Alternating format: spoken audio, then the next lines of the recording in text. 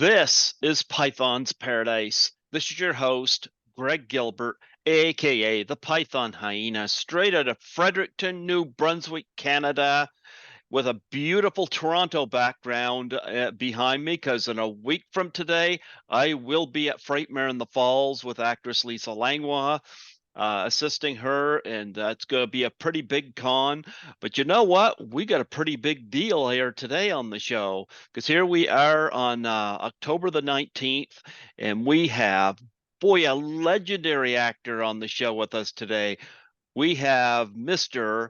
Michael Dante. How do you do, Mike? Hi, Greg. Greg, how are you? How are things up in Canada? You got the cold Well, weather coming? the way our government's going right now, like thing, it's getting a little tense up here, you know? It's like Canada's like saying, stop, stop, but nonetheless, I love your background there. I see a lot of books. I see a nice picture of you on the wall for anybody that catches the video of this, but as an audio, they can get the description. But I was reading up on you, and something that caught my attention was that you were a big fan of westerns growing up, and that you used to sneak into the theater to see Yeah, westerns. that's right. Yeah, the Strand Theater, my hometown in Stamford, Connecticut. By the way, they named the street after me in Stamford, Connecticut. Uh, Michael Dante Way Hmm. and Old Prospect Street, which is the street we always walked up to our high school. So I'm very proud of that. And that will live way long gone after I'm gone. That street will remain and remind people about Michael Dante and his success and all the things that I've accomplished. But anyway, yeah, when I we had the Palace Theater and the Strand Theater, and the Strand Theater, of course, in those days, they had exit doors on the sides of the theater. Hmm. So when the film or the newsreel or a serial was finished, and the doors would open, and the people could exit the sides of the door, as well as going back to the front entrance. So we used to wait out in the yard outside when the doors, exit doors opened. We would crawl down on our knees below the light and sneak in and sit there all day long and watch the movies twice, serial, news, whatever they had. And of course, we were all fans of the Western genre. It was in those days, Buck Jones and Ken Maynard and John Wayne, and then of course a little later with Burt Lancaster and Kirk Douglas and Jimmy Stewart. They were all the favorites of ours. We would idolize them, really want to be a cowboy. And there's a picture in my book, in my biography, when I was 3 years old, sitting on a pony. And the photographer would come in our neighborhood with his pony, with a saddled pony, and take pictures of the children and so forth and sell them to our folks. And I'm sitting on the horse, pony, I should say. And uh, the underlying, the score under is I've always wanted to be a cowboy. So with the Western genre was always appealing to me to watch and to be a part of. And I did so many of them. And among the approximately 150 television shows and 30 movies, you'll find that I've done an awful lot of Westerns. Um, During those days that you used to sneak into the theater, number one, this may be a far fetched. Do you remember the first movie you snuck into? Yeah, well, one of the first I remember was a movie with Buck Jones. I don't know the title, but it was a Okay. western, and Buck Jones was of course a big star in those days at that time. But he died very young. I think he passed away in a fire somewhere in Massachusetts or in New England somewhere. But he uh, was one of our favorites, and Ken Maynard. Now, let me tell you a story about Ken Maynard. Ken Maynard was a part of a circus that came to my hometown every summer, Mhm. and he had a Western show, shootout with the Indians and other bad guys, and uh, they advertised if anyone was interested in working in the circus and to take care of Ken Maynard's horse Tarzan. He had a horse Tarzan, Mhm. and yeah, uh, there was three of us that applied for the job. We get $1 a day and one ticket to the big top where the center circus was. They called it the big top. And of course, you would see uh, his show, the Western show as well. So circus people were very strange characters anyway. They would say, well, okay, you over there.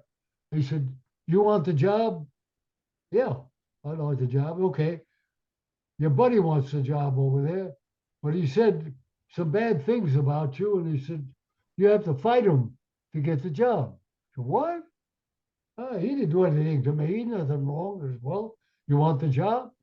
So I had to fight the guy, and the winner, I was the winner, and then there was another youngster like myself that wanted the job, and I had to fight him to get the job. Strange people. These are Yeah. circus people. They were different they came from a different place. But anyway, I got the job. My job was to curry him and water him down, feed him, and take care of the horse manure and the hay in his stall. Well, I did. And I saw where the owner, the manager, who was managing Tarzan and the show, kept the tickets in a trailer. It was in a trailer. So we didn't have any money in those days and so forth. So I found out where he kept the tickets, and they were all in a roller and mid one. So anyway, I was in a cigar box, as a matter of fact.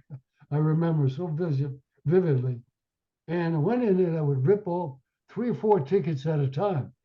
Well, there was no way you could find out because it was just on the tickets, admit one.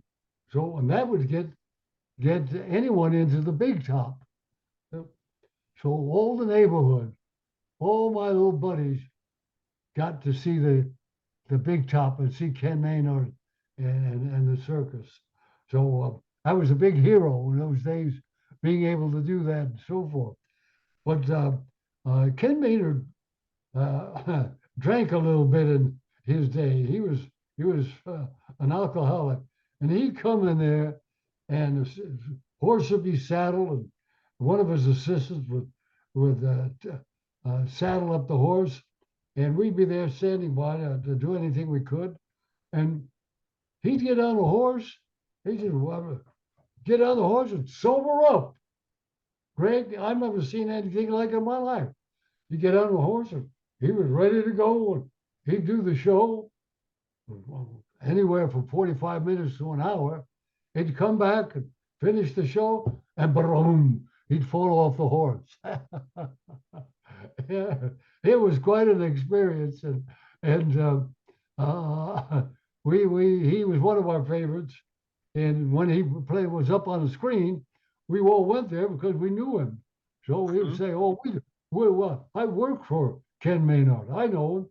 So we gotta go and see him. So he's everybody was abreast of the fact that we knew him personally, and then to see him on the screen, it was something very special. Did you have any favorite westerns? Oh yeah, my favorite western of all time.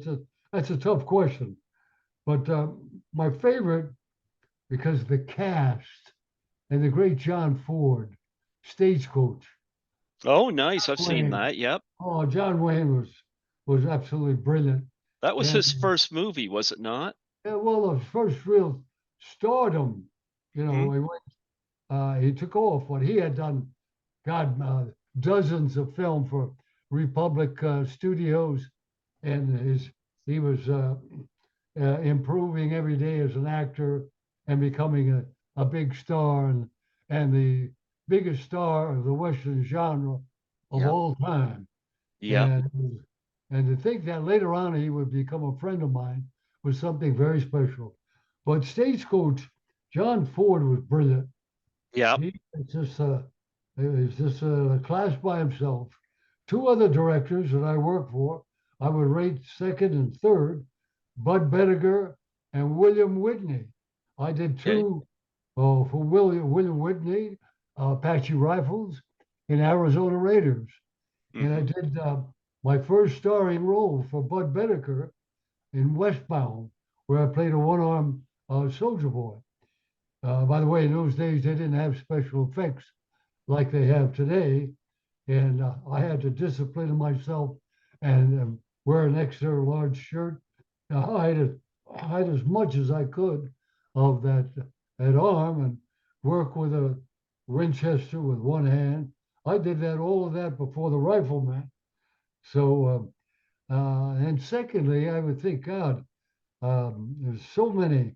The Searchers with John Oh, Wayne, yes. The brilliant, Searchers. Yep. absolutely brilliant work. Again, John Ford. You Yep. know, John uh, Ford's won 4 Academy Awards for directing. He's the only director to achieve that. yeah, Yep. yeah. I mean, he was just very special, and Monument Valley became a great site for the Native Americans. In those days, those days were called Indians. Today is Yep. Native Americans. Hmm. But anyway, that was beautiful country. His locations were so authentic, and the cast that he had in Stagecoach was superb. Every actor was award winning, and uh, the talent that transpired from uh, inter relationships with each character was so special as they were so talented. And to me, I think of it very often about how brilliant it was and how great Wayne was. And of course, that made him a big, big, big star. I think one of my favorite westerns, one that made the biggest impression on me. I don't know what you'd think of it, but I really like The Wild Bunch. That was pretty heavy hitting. Yep.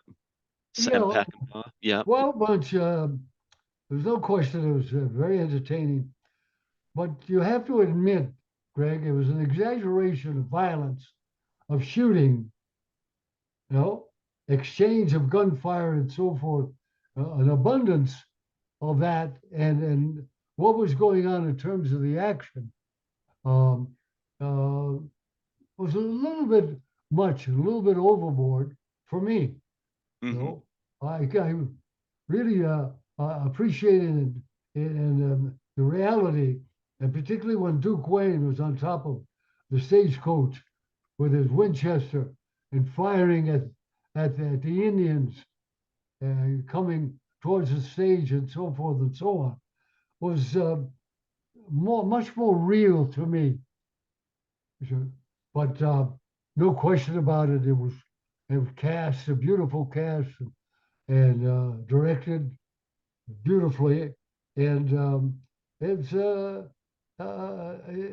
it's a tough a decision when you have to choose so many wonderful pictures that were made in the Western genre as we speak, you know, and it's no question about it. Wild Bunch was great. Hmm. Of course, then you could say, okay, Magnificent Seven. Yes. Yep. Yeah, Magnificent Seven. Yeah. Well, Magnificent, the original Magnificent Seven was a Japanese film directed by Kurosawa Hmm. and acted by Toshiro Mifune, brilliant Okay. actor, Hmm. Japanese actor. And the scenes in there Kurosawa directed that were that ran for 2 and 3 minutes without cutting, with all the action in that original Japanese uh, movie Hmm. was brilliant. And no other director ever did what he did with a camera at that time, and Hmm. was so convincing in all those warriors that saved the village people from annihilation and so forth, and how uh, he closed, the gates were closed, the horses came, and horses fell, and uh, other action that took place all around it. And the combination of scenery and all the wonderful setups that he shot were brilliant. Kurosawa was one of the great directors of all time, and of Hmm. course, uh, uh, the Magnificent Seven Western was an adaptation of the original Seven Samurai, and what they did was just make a Western out of it. And they Hmm. cast it. As a matter of fact, I met with the director of the piece, and I thought I had a real good chance of getting a part in it. But it was a little too much physically. I had a lot of things going for me. A very handsome guy, tall, rugged, and so forth. So it was a little competitive with the other actors. And but he casting, they were wonderful. There were just seven samurai, or seven cowboys that were beautifully cast. Did a tremendous job. One of the greats of all time. You know. I was going to say too, you were mentioning John Wayne. I have heard great things about him. I'd interviewed, he passed away, I think last year, stuntman Ted White worked with, worked with John Wayne quite a lot, and he spoke very highly of him. Ted White was 96 when he passed. I had him on here twice. Did you know Ted?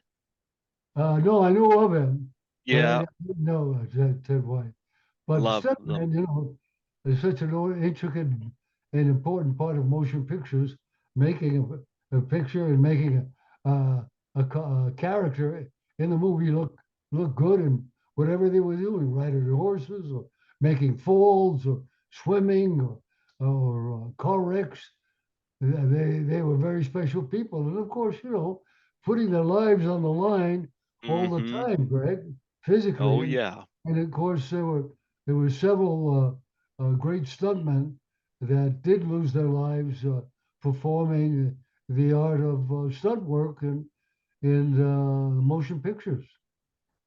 Yeah. Well, I know reading up on you, you also did charities with John Wayne right up until to his death. Talk about your relationship with John Wayne and where you were whenever you heard of his passing in Oh yeah, 1979. absolutely. Mm, I got a call from Mrs. Wayne. I had finished a movie called Winterhawk. I mhm, played the role in that, and Native American, a mhm. Blackfoot, young Blackfoot chief. The excellent reviews and financially a big financial hit as well.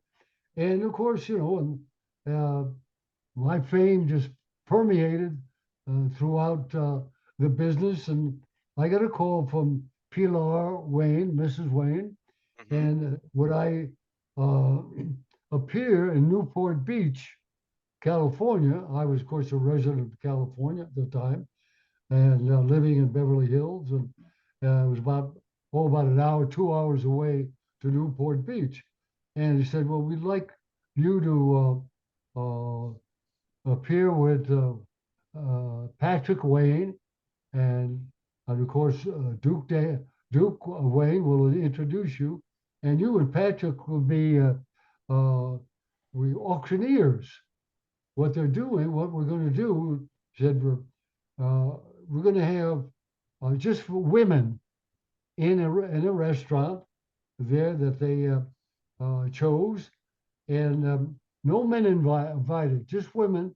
And the women went throughout the neighborhood, all of that area, and asked and received uh, uh, items that were able to be auctioned off at the at his favorite, which was for his favorite charity, which was child abuse. Of course, that immediately appealed to me as well. I thought that was a wonderful cause, and I had never met uh, Duke Wayne, and here I had an opportunity to meet the Duke. I had met Patrick, and I met his family, the daughters, and met had Pilar. Pilar had a tennis, a charitable tennis tournament in uh, in what was it? Originally in Palm Springs, yeah, and then in Newport Beach, and so we knew each other, and of course that's how she was able to get in touch with me, and they were wonderful family, wonderful people. So what happened? So then um, the event took place. They had closed the restaurant. There was only two of the men in the room, the owner of the restaurant and Duke Wayne.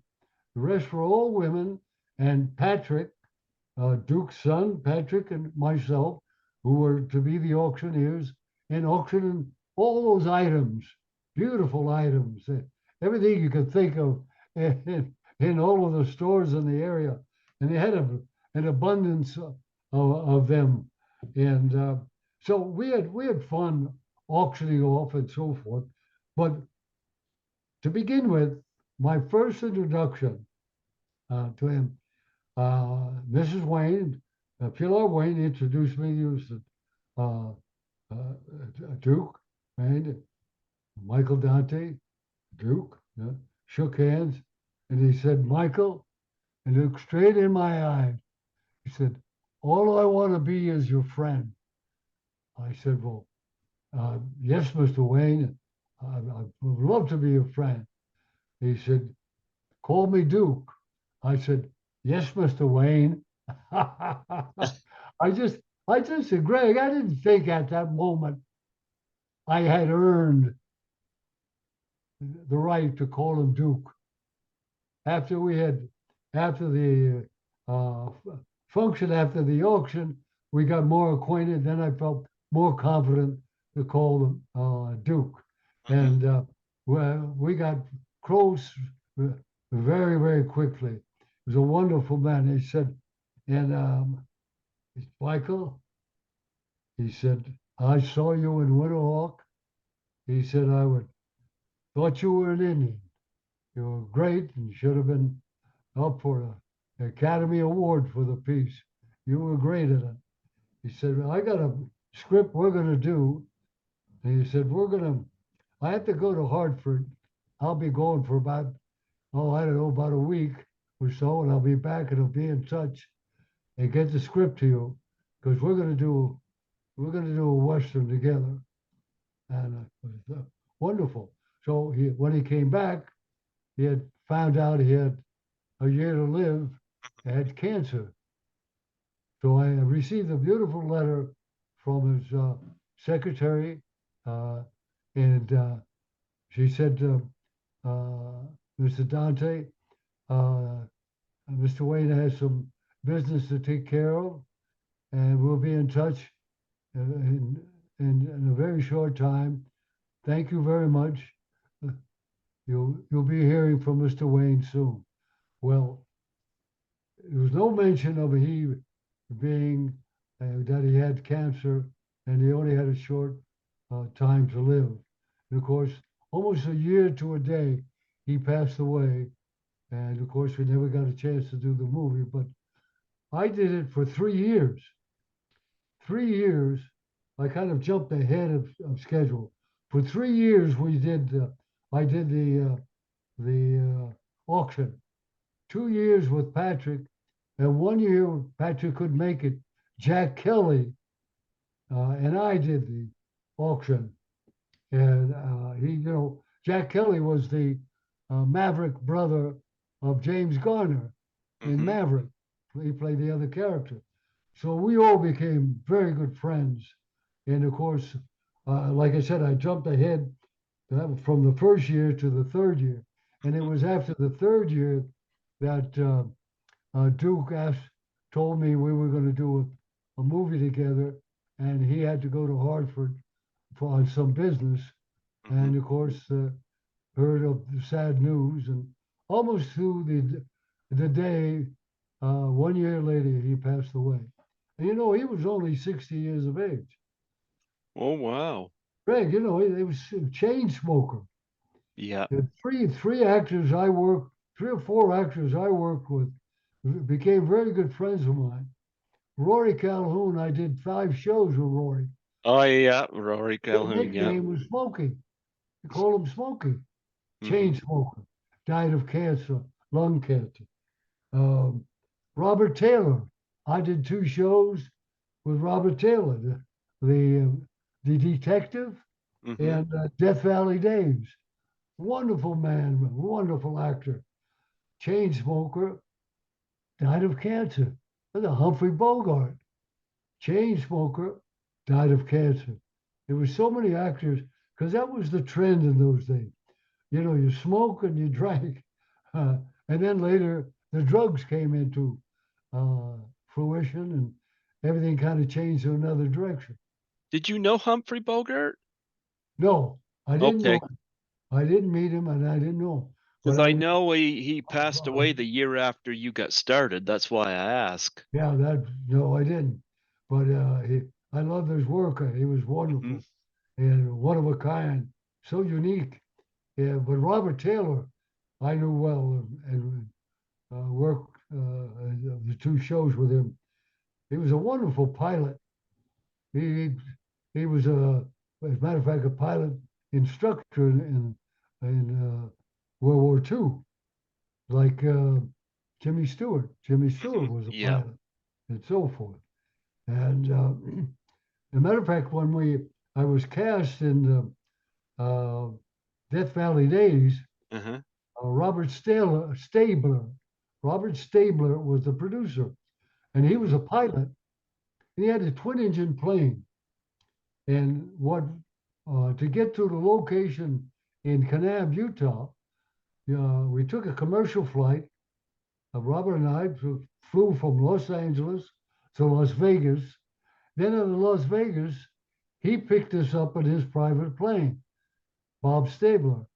And just before we were, maybe about 20 minutes before we were arriving at Kanab, Utah, our location for uh, the Death Valley Days segment, uh, Robert Taylor asked Bob Stabler, said, Bob, do you mind if I take the wheel?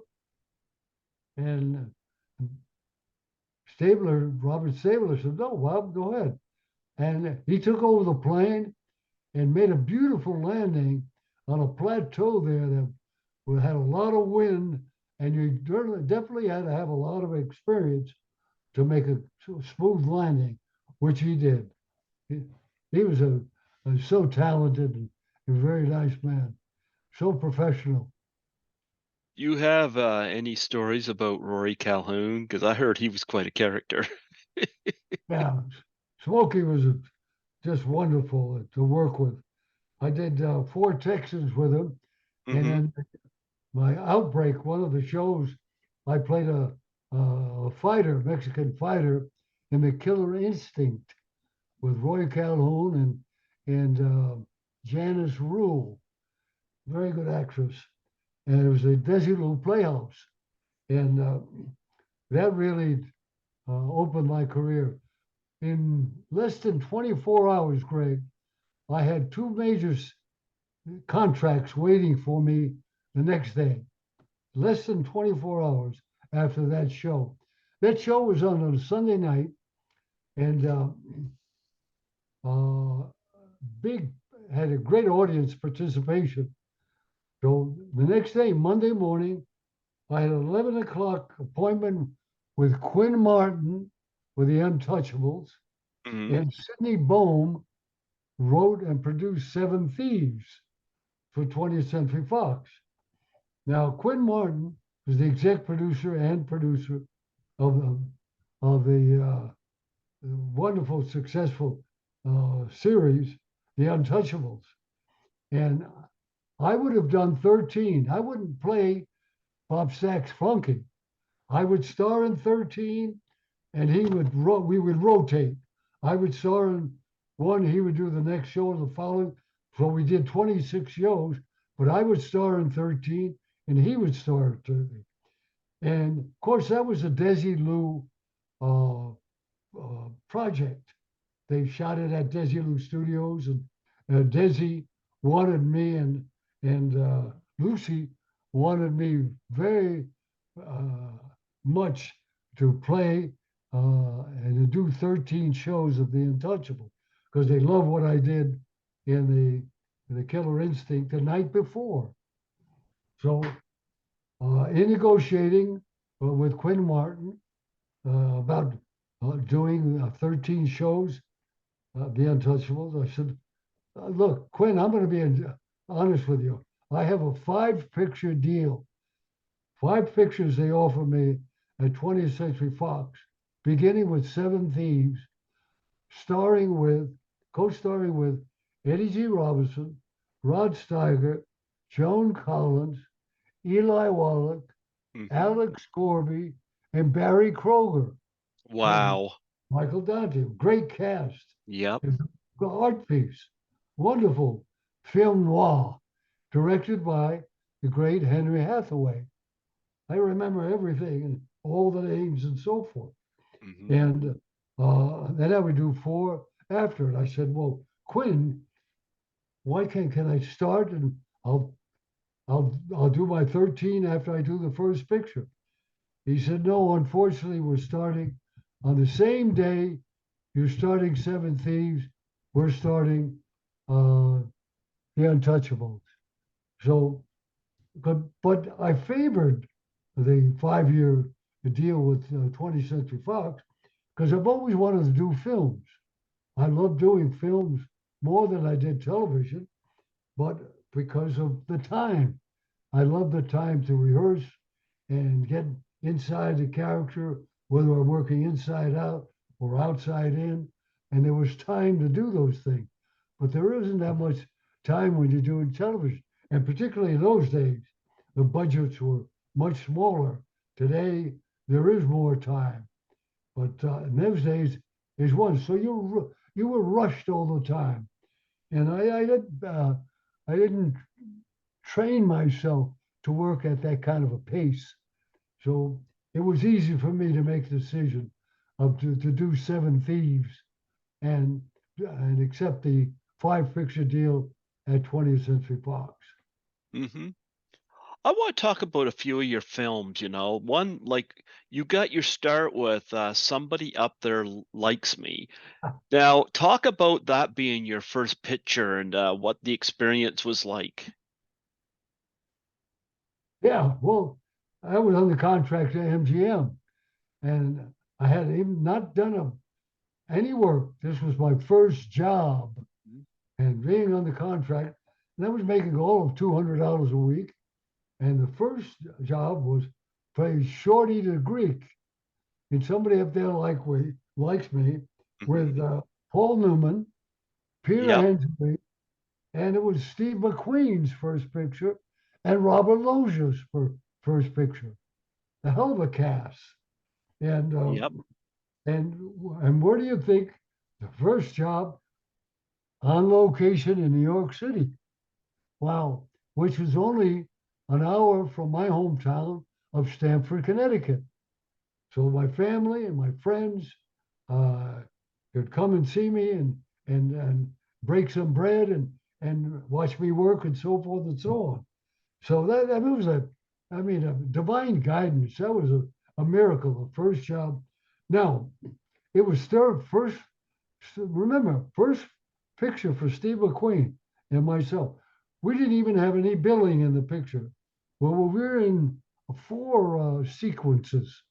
Hmm. The youth sequence with Rocky Marciano, Rocky Graziano with Paul Newman. And by the way, Greg, to me, this was the greatest performance of any work that Paul Newman ever did. Okay. Why do I say that? Because it was such a departure. He had blue eyes, light skin, and here he was playing Rocky Graziano, dark olive skin, dark hair, and playing a fighter. Well, he was magnificent. The fight sequences were so believable. His Brooklyn accent, everything, his body language, everything about his performance was excellent, just great. And I told him that he really appreciated that because he knew it was such a departure from who and what he was, no Hmm. question about it. But we had a great time, and one day uh, he said, "Hey, Michael, let's go and have a beer. You and I and Steve will you know, we'll talk about cars because we all like cars, but I didn't like cars like they did. My God, that was their passion, the two of them. And I sat there all night long. We had dinner and had a beer, and they talked about cars so highly professional, carburetors, emissions, and brakes, and rubber tires, and crews, and engines, and so forth and so on. I learned more in one night about automobiles than I ever knew in my lifetime.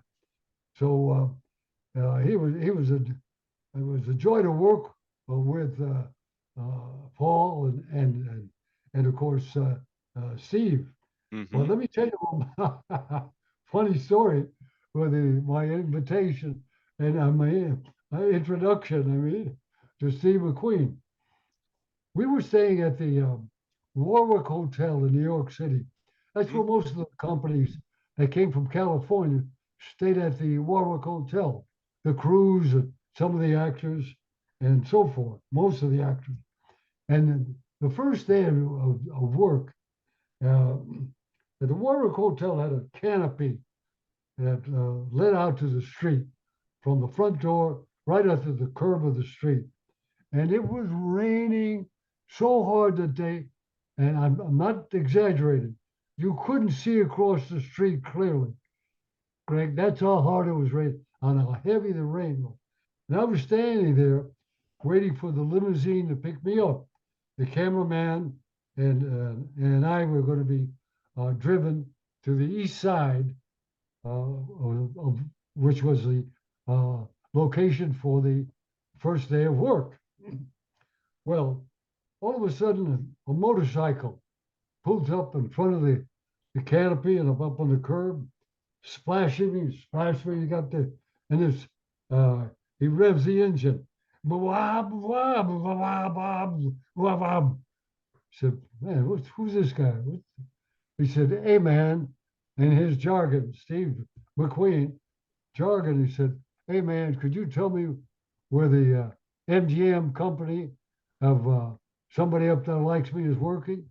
I said, yeah, we're going to be working on the east side. Limousine's coming by in the next 5 minutes. Well, are you working with the company? He said, yeah, yeah. He didn't have any rain repellent clothes whatsoever. He had a little cap, little jacket, soaked and wet from top to bottom.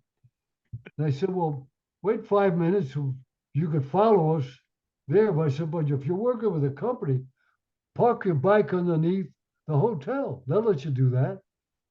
He said, no, no, no, man. He said, I'll follow you. So forth. Limousine came, 5 minutes. We got in the limousine. And each time we're getting to the location. I'm looking back, there he is. Yeah, soaked and wet and followers. It was a good half hour, 40-minute drive in traffic and the rain. So we get there and they had small dressing rooms in those days, not like today. It's elaborate. You could live in some of them. These were small ones. So him and I were sharing a dressing room. So I got there first, and I was dry as a bone. I got inside and I started putting out my wardrobe, and there were two towels next to our wardrobe. And uh, in comes Steve McQueen, and you can't imagine from head to foot. He stood in the middle of the room, all the water all over the floor, and look at it. I said, "Holy mackerel!" I said, "He said, hey man, I'm Steve McQueen." I say, "I'm Michael Dante," and I said, "Here's another towel. I don't need the towel. You're gonna need another towel." And that was our introduction. That's how Steve and I met. Well, you went on to do a film that for the time had some controversial elements to it. The Naked Kiss. Yeah, Yeah. oh, Um, absolutely. talk Yeah. about that. Well, Sammy Fuller, the great Sammy Fuller, Hmm. one of the great directors in the history of our business, and the best director in the world for small budget pictures. He did more with low budget than many of the actors with an abundance of money to make a film. So when my agent, we had the same agent, and he said when my agent introduced me to him, and I said, gee, I don't know, Sammy, and I'm gonna have a stigma or and, something negative about my career and so forth and so on. He said, I'm going to tell you now, Michael, you won't get the recognition you will get for this picture won't take place until 30 years from now. We're way ahead of our time, as he was most of the pictures he's ever directed. He's a brilliant director and a joy to work with. What a wonderful director. And he said, I love your work. I don't want anybody else in the world to do this. I don't care how big the star. You're the perfect guy I want to direct, to play this character, Grant, in the picture. And I said, well, gee, Sammy, that's a hell of a compliment. And he said, think about it. You could play the detective at the back of your hand. Tony Isley later played the detective, did a good job. And of course, Constance Sowers, wonderful actress and a great singer, played the lead role. I thought she was brilliant in the piece.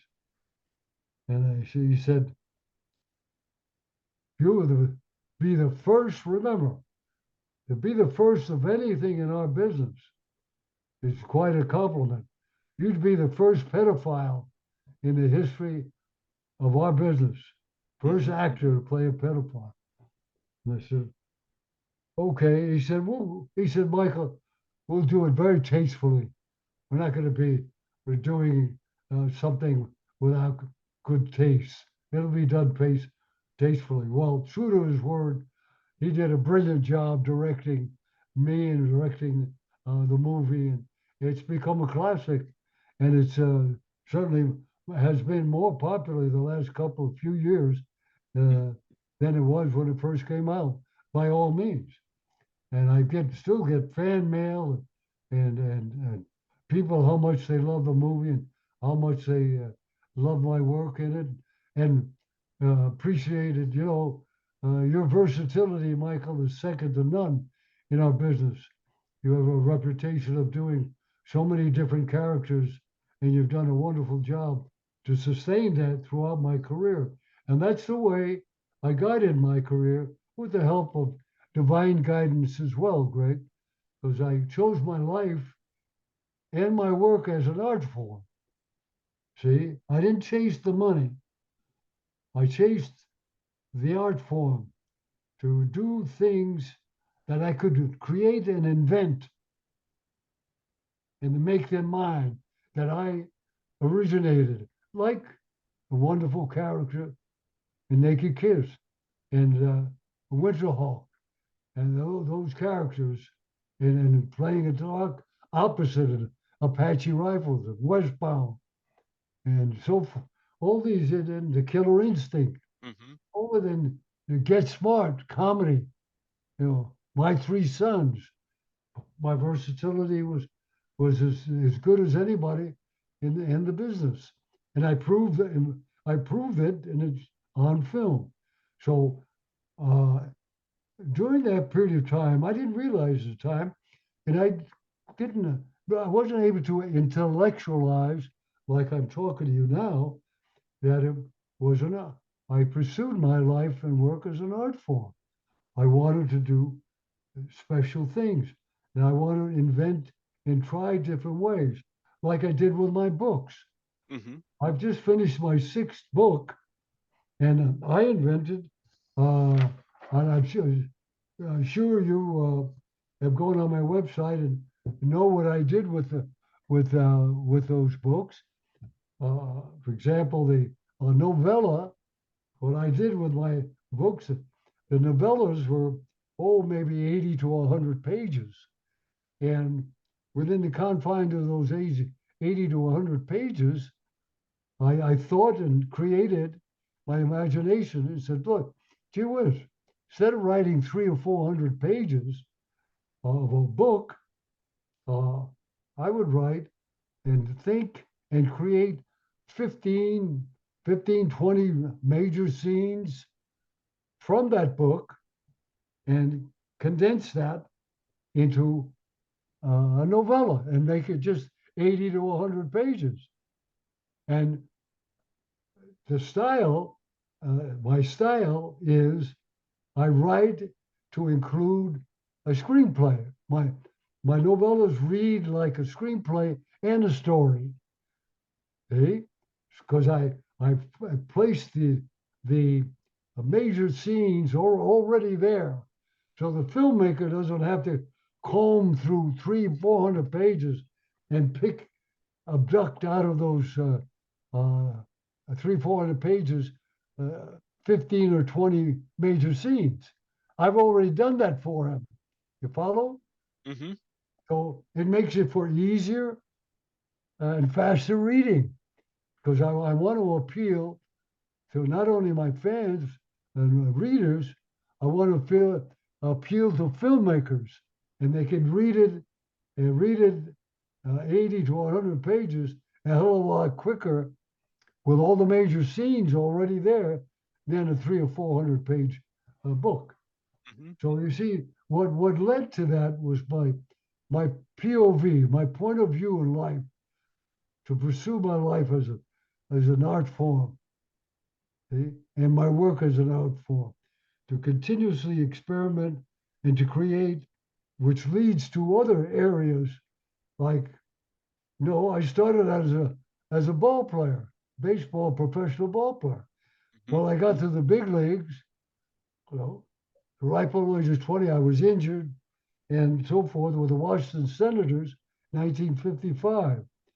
And then I was under contract to three major studios, MGM, Warner Brothers, 20th Century Fox at one time.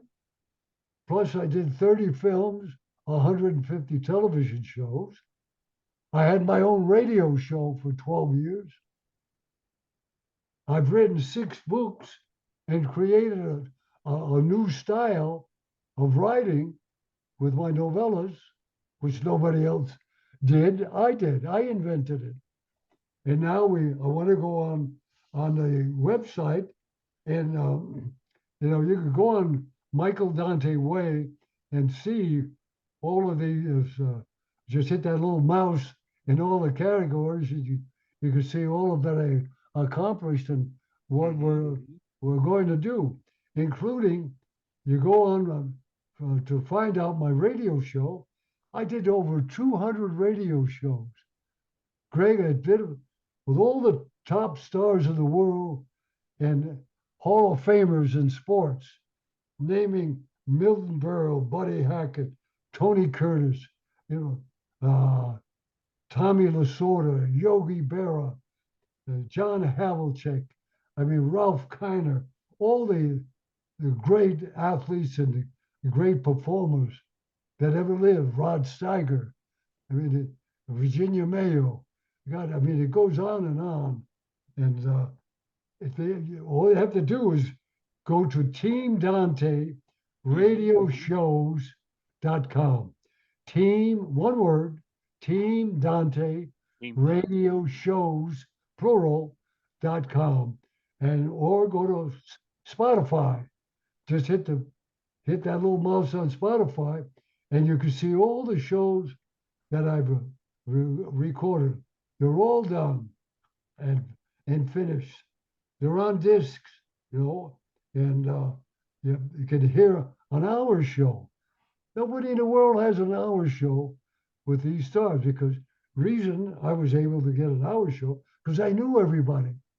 I didn't have to go through an agent, a lawyer, or a manager, and so forth, or PR person. I called them directly at home, and we'd meet at a golf tournament we were both playing in, a hotel, their home, office. It was simple, no problem. And they loved doing it because they respected me and they knew that they were going to get questions that were intelligent and somebody who really knew uh, his business to share that with. So all you have to do in my books, to buy my books and pictures and all that we have to order, just go on michaeldanteway.com. One word, michaeldanteway.com. And you could go hit that little mouse, and there are pictures of gallery, interviews, and so forth. And also my radio show, Team Dante radioshows.com, and hear all these shows free. You don't have to pay to read them. Now, another talk about free, you could go on YouTube and see Apache Rifles and Arizona Raiders. Winterhawk is on YouTube, and you could see that free. Winterhawk, just Winterhawk, one word, and that's on YouTube. So all of my body of work really is something that I've put together and invented because of my pursuit of life and work as an art form has opened up all the other doors and avenues that I was able to pursue. I I don't think, and many of the people said, Michael, nobody in the world I know in the acting profession got to the big leagues as a ball player, was under contract at three major studios, MGM, Warner Brothers, 20th Century Fox. I did 30 films, approximately 30 films and 150 television shows. Recorded over 200 shows of the biggest stars that ever lived. Had your own radio show for 12 years. And now you're on the internet to share your life's work. That's over 60 years of work, Greg. And we haven't had the proper exposure. I'm looking for people to appreciate what I have accomplished via my pursuit of my life and work as an art form. I got a question. When you did The Naked Kiss, did you get any blowback for your role in that movie? Because that was, like you said, ahead of its time. Yeah, it was controversial, Yeah. but nobody had any negative things to say. And except they thought I did a brilliant job uh, of performing because Absolutely. it was. And Sammy portrayed it not as some weirdest, strangest character. He played it as a character, a beautiful human being that had a problem. He had a problem and had to deal with his problem. And when it manifested itself, it was sad because he was a war hero. He was handsome. He was wealthy. He was a humanitarian. But unfortunately, he had this problem, and that's what was all what Sammy focused on, so that when you the audience found out, oh my gosh, he had a problem. He had a very serious problem. It was sad, you know. So, but I never got any negative comments or I'm people. A lot of glad. actors and fans have said, "Michael, you were great. You were wonderful. Did a great job." And it's a cult film. They love the film, and of course, everybody and their brother Greg loved Sammy Fuller and wanted to work with him. And I was very fortunate in my lifetime to work with the great Sammy Fuller. Speaking of cult films, we got to talk about Willard because that got remade about 20 years ago with Crispin Glover, but the original came out the year before I was born, and you were in that course that involves, of course, the killer rats, Socrates, and Yeah, talk about doing that because that's quite a little bit of switch from doing westerns. Now yeah, you're involved in a horror film. Talk about that. it wasn't a big part, Hmm. and I hesitated to do it, but I was a very good friends with the director, Daniel Mann, a very good, fine director. And he said, Michael, I want you to do this for me. He said, because uh, you're so charismatic. I want something to play off Ernie and you and what's the actor uh, that played the part, played Oh, Willard. it's right on the but I think, was it Bruce Davidson, was it? Bruce Davidson. Yeah, they There you played go. Yeah, David. yeah, yeah. Right, Bruce. Very good actor. Hmm. Very fine actor. And of course, Ernest Borgnine was joining along and Yes. so forth. And I always wanted to work with Daniel Mann, and there was nothing in the picture I could do other than the role that I played. Well, it was good, and I did what I had to do in it. And I had one of the great reviews of all time. One of the critics said, Michael Dante did a superb job.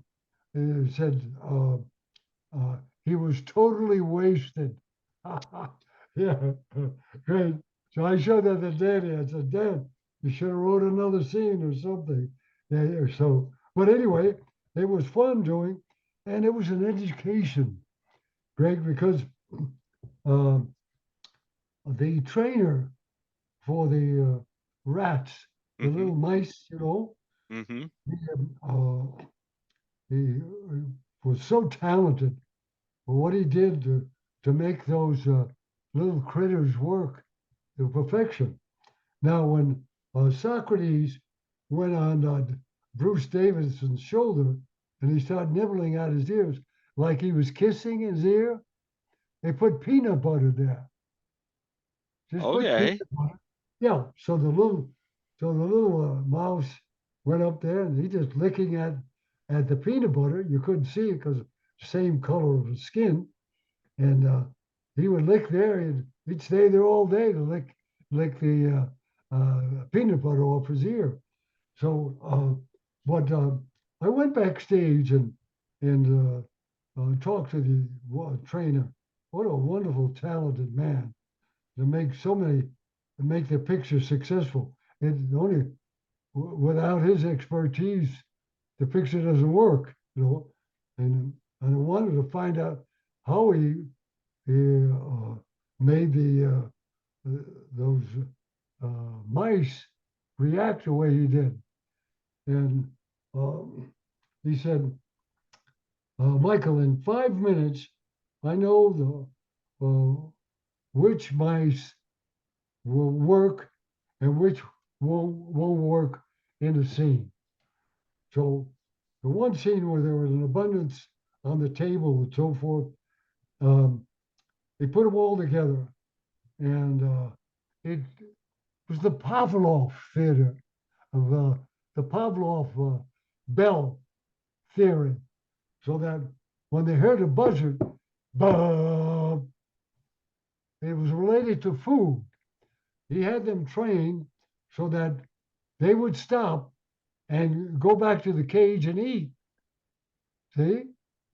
Or if they wanted to eat, they would have to go from the stage in front of the cage to the workplace and scurry around doing what they had to do until he pressed the button. Pavlov theory. And he would hit the buzzer, and those mice would stop cold, or they would come out and nibble at things, whatever he wanted them to do. And it was just brilliant to watch how we trained them, and for the effect of climbing all over Ernest Borgnine at the end of the picture and so forth.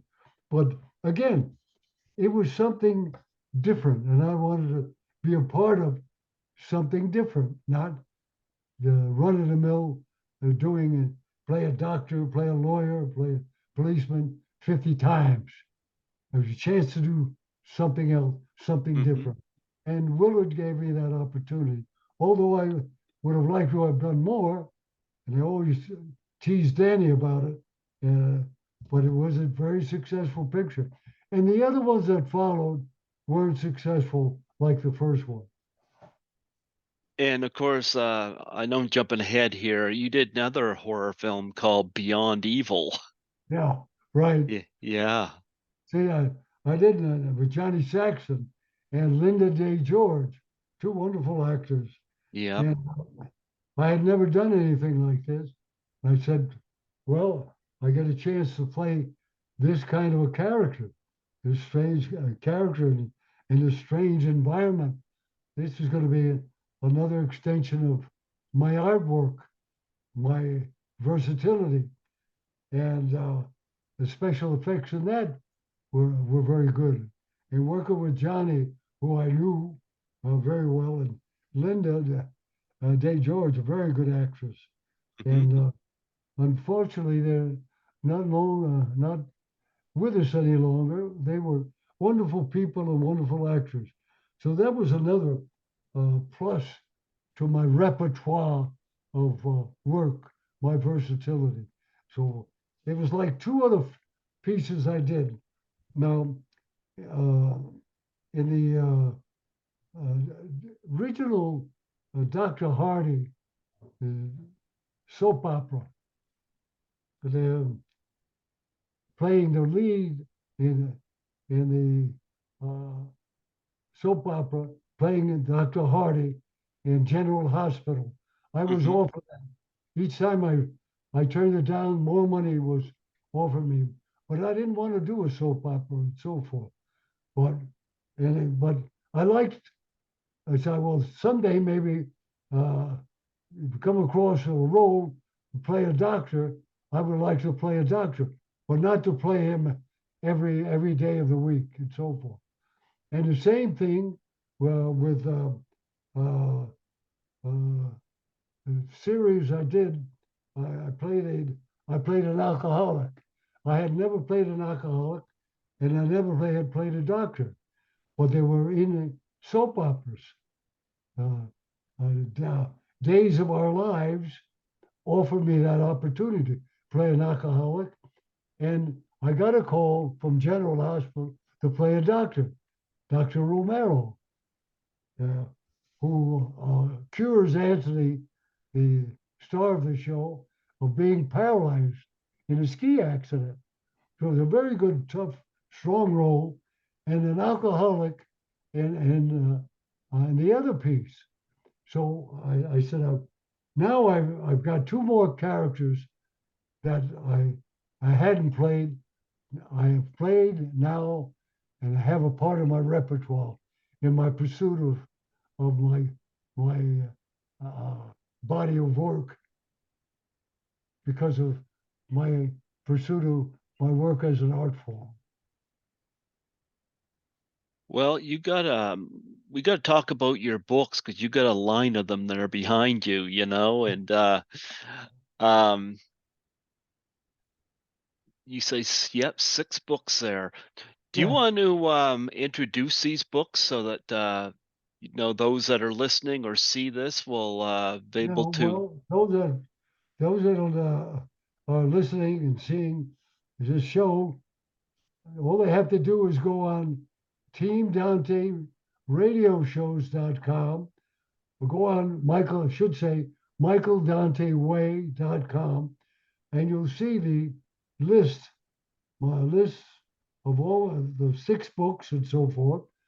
My autobiography, my biography, I won the Ella Dickey Award in Mhm. Marshfield, Missouri. Now, can you imagine writing my first book and winning the Ella Dickey uh, Award at the Cherry Blossom Festival in Marshfield, Missouri in 2018? I mean, I couldn't believe it. And winning that award was something so spectacular. And it was my first book. Now that's not a novella. That's 306 pages. It took me over 2 years to write that, Greg, Mhm. and it's a wonderful book. And it not only has about over 100 pictures, but it has anecdotes, stories about people I worked with, and what took place possibly on the set, and how we met certain people, how they became close friends, and so forth and so on. So that all they have to do is go on my website and get all the information to purchase. Just say, I would like to purchase your books or a book. Uh, just go on Michael Dante Way, one word.com, and hit the mouse, and you see books and so forth, and you'll see my other, there'll be 6 books. Now, there's one other book I did. It's um, my classic radio shows with the stars. It's about 200 interviews with all the greatest stars that ever lived, and how we met and how we became friends over the years and so forth and so on. A nice 8 by 10 picture in that book. Uh, so that's all there in michaeldanteway.com. And my other 4 books are novellas. Winterhawk's Land. Now, Winterhawk's Land is a sequel to Winterhawk. Now, I play the title role in Winterhawk, did a great job in it, made a lot of money, and I purchased the sequel rights and all the ancillary rights of the book and the title from Charlie Pierce, the writer, producer, and director of Winterhawk. He didn't want to do a sequel. He didn't believe in doing sequels. Well, I was so grateful for that because I was able to purchase the sequel rights. I purchased the sequel rights, all the ancillary rights in addition. So that was my first book. And there's renderings in there that are magnificent. Wonderful renderings in it. David Powell. David Powell was the set decorator and wardrobe designer in the original Winterhawk. David Powell, wonderful artist and sculptor. And his dad was a great artist. Ace, Ace Powell painted with Charlie Russell, the great Charlie Russell. And they were painted, they lived on a reservation, they they painted together and so forth. Very talented and a beautiful man. And Ace Powell played my father in the original Winterhawk. And of course, David was his son. So we became a close family. And when he heard I had purchased the sequel rights, they asked him to do some renderings.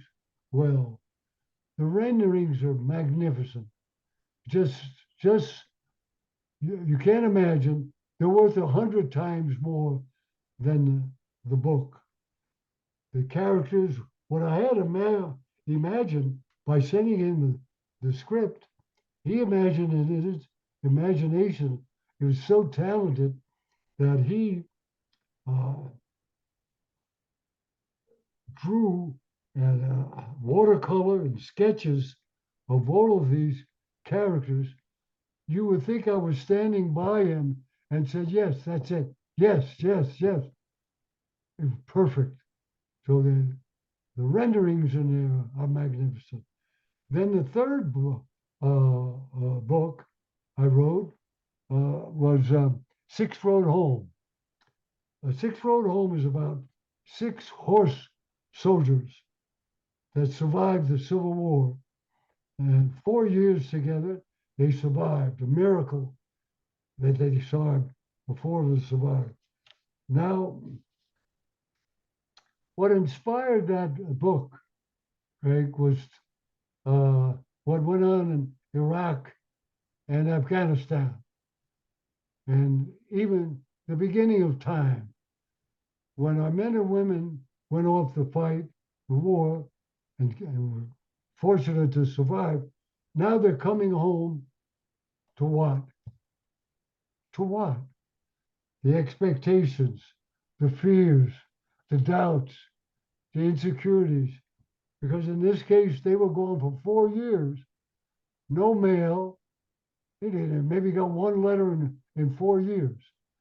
So they didn't know if their farms were going to be there where they were living and cultivating, and mom and dads or girlfriends and stock, whatever they left behind.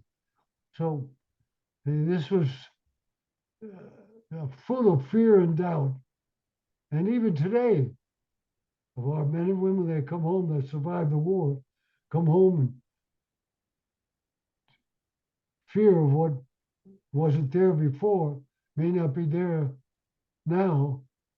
So my love life would be different, my family, my attitude, and my workplace, my job.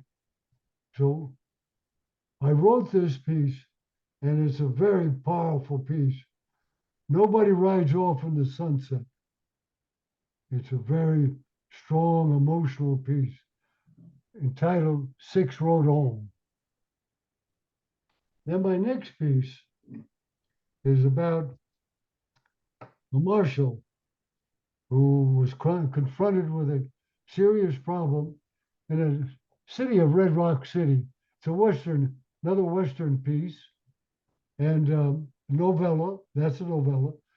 Winterhawk's Land is a novella. Easy reading, 80 to 100 pages. You could read in no time at all. You know, people with attention spans today, as you know, Greg, they don't have Yep. a long attention span. Oh, things have changed. Yep. You know. So I thought of that in creating my novellas. And this McCabe's journey, McCabe journeys out after a conflict with his half brother, who he had to kill in self-defense, who was a renegade, and then leaves his job as a marshal in Red Rock City to venture out into the world and find a new life somewhere. And along the way, he meets a very serious conflict with renegades who attack a stage. And the only survivor is a woman, and she's totally lost her memory. Absolutely doesn't remember her own name, her own mother and father, and her own life before and so forth, or her life expectation why she was on that stage. And wonderful characters in it. And I won't give it away because it's a wonderful story, and it is a journey of redemption and justice, and justice wins out in the end. And there's a little African American in the piece, a 10-year-old boy who is a great character with a great smile, and he's an orphan, and he wears a derby hat, and they don't call him by his first name, they call him Derby because he always wears his derby hat. Yep. He's kind of the town messenger. You Hmm. tell him something to do, and he goes and finds out and comes back. And when the stage is coming, stage is leaving, or who's leaving town, and so forth and so on. So it's a beautiful character. That's all I'll tell you about that one. Now, my latest just came out this week called Listen to the Rain. All my show business career, I wanted to write a story about a ball player, an athlete, baseball player. So I thought, well, gee, what a wonderful story. If I could write something and the audiences could see and Hollywood could be proud of, wow, this guy is really a ball player and a hell of an actor. And not have an actor like Tony Perkins did in the Pearsall story. Now, Tony was a good actor, but he wasn't a ball player. He wasn't an athlete. So you didn't really believe all those athletic things he had to do. I could have done something playing that character, and you would have said, "Wow, the industry really has got somebody to make these characters so believable." And so, in Listen to the Rain is a wonderful story. It's about a character, and I became too old to do the character. You know, I had written it 40 some odd years ago. When I came too old and I could never play the character, so I created a story around this young uh, dreamer who wanted to be a big league ball player, and young guy in his late 20s, and the mob is involved. Organized crime is involved in it as well. So there's organized crime and a love story that goes along with it. And Listen to the Rain is a title that is in the book when the girl is probing to find out more about him in the story, and he doesn't want to be probed anymore. So she said, "Gee, what else do you love besides baseball?" He said, "I love to listen to the rain because I don't have to answer it." You get it, Greg? Because, Yep. okay, now you've talked too much. That's enough. I like to listen to the rain because I don't have to answer it. And That's sometimes it could kind be of, peaceful too. yeah. It's a Yep. contemporary. It's my first contemporary piece, and they all could be purchased at a very reasonable price. And if they buy more than one, I'll give them a discount. And all they have to do is go on michaeldanteway.com and email. Then they could email me as well, michaeldanteway at AOL.com. And I'll give them all the information as to how to be in touch with me and what the charges will be and so forth and so on. Just go on, email me better. They can go on michaeldanteway.com, but better yet, request the purchase of a book on Michael Dante Way at AOL.com. Michael Dante Way at AOL.com, and we'll give you all the instructions on how to purchase a book or books. And if you purchase more than one book, we'll give you a discount. Absolutely. It was wonderful having you come on here today and talk about your career. How extraordinary. First off, a special shout out to your wife who helped get this set up. And I love that background. She's got your back really well. Yes, we're a team, Greg. We're a team. That's we have Team Dante Radio Mm-hmm. Shows.com. Team Mm-hmm. Dante radioshows.com because we work so well together. And I couldn't be doing the things that I do without her. She's a wonderful editor. She was an editor at Disney Studios for 4 years. And she is so talented and, of course, love of my life. How long have you two been together?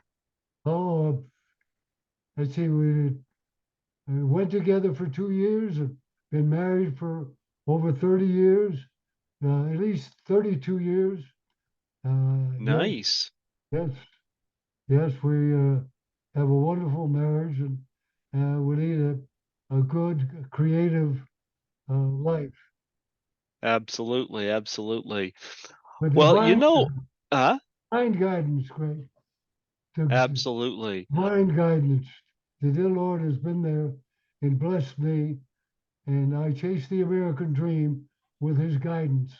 Mm-hmm. Same here. Same here. I was going to say too, I know another podcaster or so that would probably love to have you as a guest on their show. Would you want me to pass your info on? It's fine. Absolutely. Have him Okay. email us, you Mm-hmm. know, and give us all the information. We'll work out a time and do it and have a lot of fun doing it. Yep. Okay. Yeah, because I know others that in fact I'm thinking about one right now, so that will get your stuff out there even more. But yes, michaeldanteway.com. That's your website? Yeah. Absolutely. Check that out, folks. And he's got lots of items on there Books for. and items and pictures, and that's Hmm. what I am doing. And um, we like the greater out. I need more exposure because I haven't shopped things yet. We're still young on the internet, and we're working on a podcast to go on YouTube to help us sell books. So if you and your audiences are interested in buying books, all you have to do is email me at michaeldanteway at AOL.com and look at the books. And there's a synopsis and in the back of the book, and you can see which ones you would like, or each one, or more than one. We'll give you a discount, and that goes for you and everybody else and your fans and and friends, Greg. And we need all the help we can get. We're looking to sell our books and radio show. I want to sell my radio show, so that's for sale as well. So they can go and you just go on Team Dante Radio Shows.com and see all the radio shows. And my shows are for sale. We want to sell them. Absolutely. Well, you know what? It was an absolute blessing to have you come on here today, and when this is ready, I'll send it to you and your wife, and if you guys want to put it up on your website, you may. That's Definitely no would love to problem. have a copy. A Yep, copy, right? For sure. absolutely, absolutely. Before I let you go, would you mind doing a plug for my show? Not at all. Absolutely. Yeah, And, just state and your name and say you're listening to Greg Gilbert on Python's Paradise. I'm sorry. What, Just state your name yeah, and that's the yeah, Greg Greg Gilbert Willard And the show's called Python's Paradise. uh, Python like the snake. Yeah. Michelle's um, pipeline, pipeline.com. What's that? Um, Greg Gilbert on Michael's pipeline. What is that, Greg? No, Greg Gilbert on Python's Paradise. Oh, Python. Yeah, Python It like the was snake. Yeah. on Python. Yeah. P-Y-H or no, Python apostrophe S Paradise. Yeah. Possibly Pipelines Paradise. Make sure I got it. Greg Python's Gilbert's Paradise. on Python's Paradise. Yeah. Greg Gilbert's on Python's Paradise. It's a pleasure, Greg. Let's do it. You can Go for it. slice it in. It was a pleasure, Greg, being on your show. And I tell your audience, it was a pleasure to be on Greg Gilbert's Python's Paradise. And I look forward to doing it again. Let's do it again. And we'll have some more fun. Thank you, We'll do Greg. that. Absolutely, absolutely. And I'm going to put you in touch with some others too, so that we can get your website and your books out there more. Thank you very much. We look forward to Absolutely. sharing all that I've accomplished in over 60 years, Greg. So we got to get the word out there because I deserve all the accolades and sharing with my audiences throughout the whole world. Absolutely. I agree 100%. God bless you, Michael. You have yourself a wonderful day. Thank you, Greg. Take care. Absolutely. God bless. Thank you so much.